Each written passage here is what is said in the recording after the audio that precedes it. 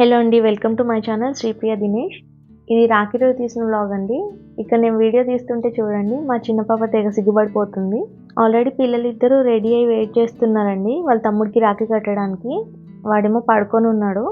అప్పటి వరకు నేను అన్నీ రెడీ చేసి పెడుతున్నాను.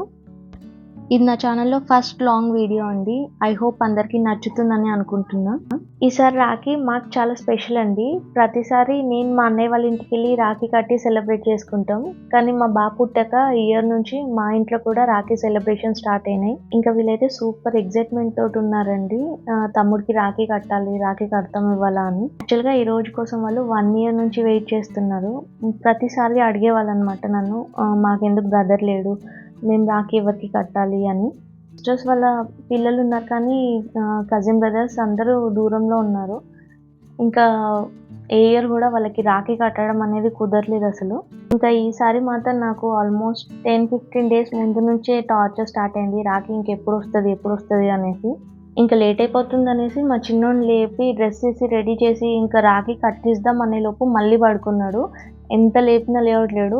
అదేంటో రోజు చిన్న సౌండ్ అయితేనే లేచి కూర్చుంటాడు. ఇవాళ టీవీ సౌండ్ పెట్టినా లేవట్లేడు. అసలు మేము ఎంత లేపినా కూడా చాలా కష్టంగా లేచాడు. మా పాపేమో లిప్స్టిక్ పెట్టుకొని వాడిని అలానే ముద్దు పెట్టుకుంది. వాడి ఫేస్కి అంతా లిప్స్టిక్ అంటుకుంది. అదే తుడుస్తున్నాను నేను. ఇంకా ఆ రోజు మా హస్బెండ్కి హాలిడే కూడా లేకుండే అండి. ఇంకా నా వల్ల ఆయనకి 1-2 hours వర్క్ డిలే అయింది. వైఫ్ యూట్యూబ్ స్టార్ట్ చేస్తే ఫస్ట్ బలయ్యేది హస్బెండే కదా. ఫస్ట్ టైం కదా, వాళ్ళకి ఏం తెలియట్లేదు పాపం. నేనే పక్క నుండి చెప్తే చేస్తున్నారు.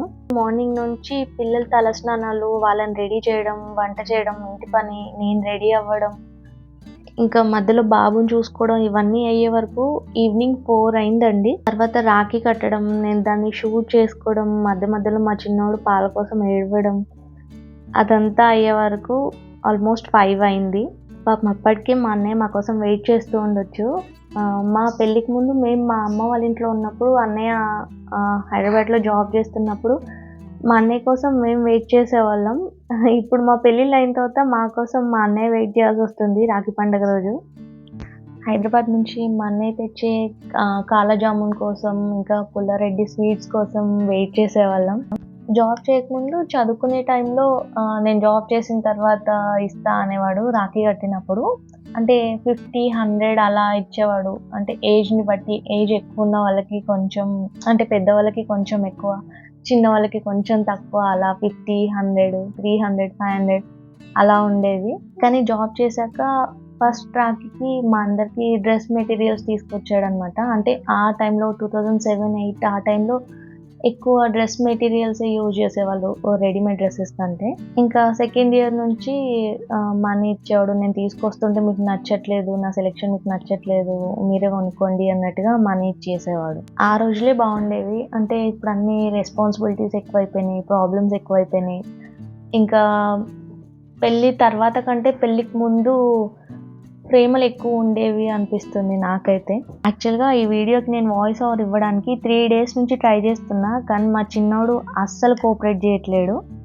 ఇప్పుడు కూడా వాడు పడుకున్నాక వాయిస్ ఓవర్ ఇస్తున్నా, అంతలోనే ఒక 5 minutes పడుకొని లేచేశాడు.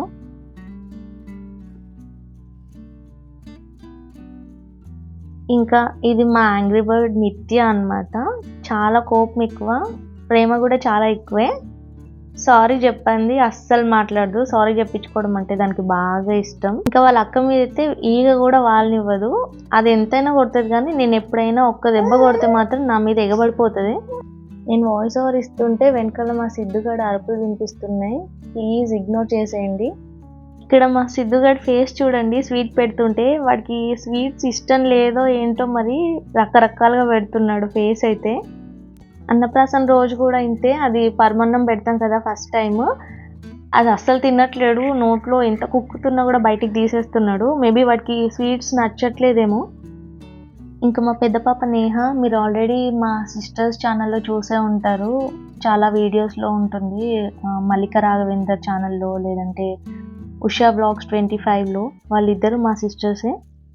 యాక్చువల్గా నేను లాస్ట్ ఇయర్ స్టార్ట్ చేయాల్సింది యూట్యూబ్ ఛానల్. కొన్ని రీజన్స్ వల్ల అది ఆపేయాల్సి వచ్చింది. ఆ రీజన్స్ ఏంటనేది నేను ఇప్పుడు అంత డీటెయిల్గా ఎక్స్ప్లెయిన్ చేయలేను, కానీ ముందు వీడియోస్లో చెప్తాను మీకు. ఇంకా నేను క్యాబ్ బుక్ చేసుకొని నేను పిల్లలు వెళ్దాం అనుకునేప్పటికీ మా సిస్టర్ కాల్ చేసింది. కలిసి వెళ్దాం, వస్తున్నాం, దగ్గరలో ఉన్నాం అనేసి. ఇంకా వాళ్ళు కూడా వచ్చారు శంషాబాద్ నుంచి. అందరం కలిసి అన్నయ్య వాళ్ళ ఇంటికి వెళ్ళాము. అన్నయ్య వాళ్ళ ఇంటికి వెళ్ళాక రాఖీ కట్టడం అయిపోయాక ఇంకా పిల్లల్ని మా సిస్టర్ ఫొటోస్ తీస్తుంది. ఇంకా మా అన్నయ్యకైతే ఇంటి నిండా అట్లా పిల్లలు ఉంటే చాలా ఇష్టం. ఎంతమంది పిల్లలు ఉన్నా కూడా సరిపోదు. మంచిగా ఆడుకుంటాడు అందరితోటి. ఇంకా ఈ రాఖీకి మా డాడీని చాలా మిస్ అయ్యాం. మా డాడీ లేరనమాట, కేరళ వెళ్ళారు. ఈ వీడియో నేను ఎప్పుడు పోస్ట్ చేస్తానో తెలియదు, కానీ నేను వెనస్డే రోజు వాయిస్ ఓవర్ ఇస్తున్నాను. హెవీ రెయిన్స్ వల్ల పిల్లలకి హాఫ్ డేనే స్కూలు, 12:30 వరకు వచ్చేస్తారు అని స్కూల్ నుంచి మెసేజ్ వచ్చింది. నాకు 15 మినిట్సే టైం ఉంది. టెన్షన్గా ఉంది. వాళ్ళు వచ్చేస్తే అసలు వాయిస్ ఓవర్ ఇవ్వడం కాదు కదా, వీడియో ఎడిట్ చేయడం కూడా కుదరదు నాకు. అసలు అలా ఉంటుంది టైం ఒక్కొక్కసారి. ఇంకా సిద్ధుగాడైతే ఫుల్ బిజీ అనమాట. ప్రస్తుతానికి ఫ్యామిలీలో అందరికంటే వాడి చిన్న, అందుకని ఎప్పుడు ఎవరో ఒకరి చేతుల్లోనే ఉంటాడు. ఇదండి మా రాఖీ సెలబ్రేషన్స్ వీడియో. ఈ వీడియో ఇక్కడితో ఎండ్ చేసేస్తున్నాను. వీడియో నచ్చితే లైక్ చేసి ఛానల్ని సబ్స్క్రైబ్ చేసుకోవడం మాత్రం మర్చిపోకండి.